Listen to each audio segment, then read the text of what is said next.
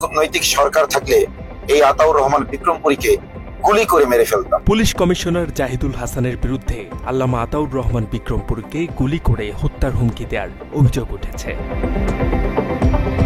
রবিবার এই হুমকির বিষয়ে একাধিক সামাজিক মাধ্যম পোস্টে বিষয়টি তুলে ধরে কয়েকজন ফেসবুক ইনফ্লুয়েন্সার্স। এসব ফেসবুক পোস্টের ফটো কার্ডে গাজীপুর মেট্রোপলিটন পুলিশের ভারপ্রাপ্ত পুলিশ কমিশনার জাহিদুল হাসানের উদ্ধৃতি তুলে ধরে তারা।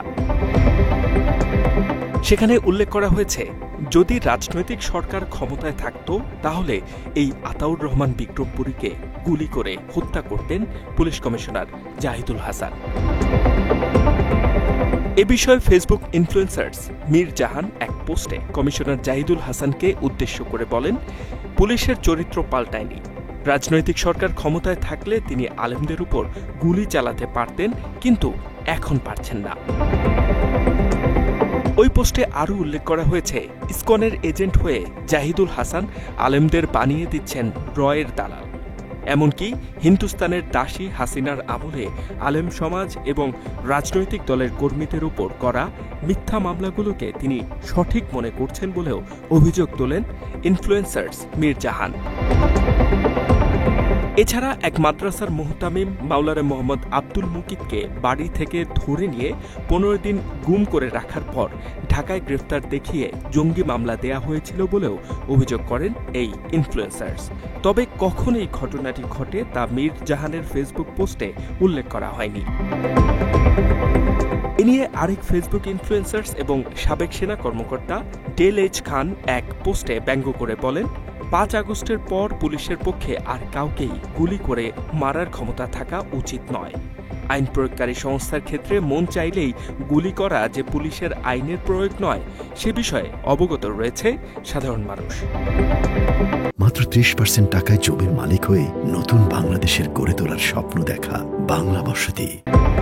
এ বিষয়ে কথা বলেছেন মেহেদী হাসান নামে এক সামাজিক মাধ্যম ফেসবুক ব্যবহারকারীও। একজন পুলিশ অফিসার কি কোনো নাগরিককে বিচার বহির্ভূত হত্যার হুমকি দিতে পারেন? এমন প্রশ্ন তোলেন মেহেদী হাসান। কেউ অপরাধ করলে শাস্তি পাবে, তবে একজন অপরাধীকেও বিচার ছাড়া পুলিশ হত্যার হুমকি দিতে পারে না বলে উল্লেখ করেন ওই ইনফ্লুয়েন্সার্স। এদিকে এর প্রতিক্রিয়ায় সামাজিক মাধ্যমে এক ভিডিও বার্তা প্রচার করেছেন আতাউর রহমান বিক্রমপুরী। ভিডিও বার্তায় নিজেকে ফ্যাসিস্ট হাসিনার আয়না ঘরের ভিকটিম বলে দাবি করেছেন তিনি।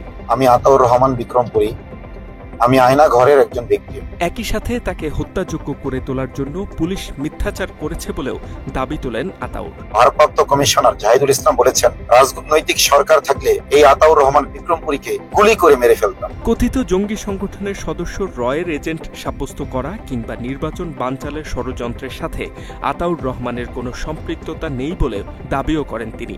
কথিত জঙ্গি সংগঠনের সদস্য বানিয়েছে, অথচ এই ধরনের কোন সংগঠনের সাথে আমার ন্যূনতম কোনো সম্পর্ক। এছাড়া পুলিশের দায়িত্বশীল একজন কর্মকর্তার কাছ থেকে বিচার বহির্ভূত হত্যাকাণ্ডের হুমকি পেয়ে নিজের নিরাপত্তা নিয়ে শঙ্কিত বলেও জানান আতাউর। আমার পরিবারের নিরাপত্তা নিয়ে আমি খুব শঙ্কা বোধ করছি। তবে এ বিষয়ে আরও বিস্তারিত জানার জন্য বাংলা এডিশনের পক্ষ থেকে তার সাথে যোগাযোগের চেষ্টা করা হলে কোনো সাড়া মেলেনি।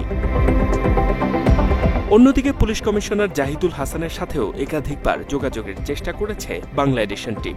তবে বেশ কয়েকবার চেষ্টার পরেও ওই পুলিশ কমিশনারের সাথে যোগাযোগ করা সম্ভব হয়নি।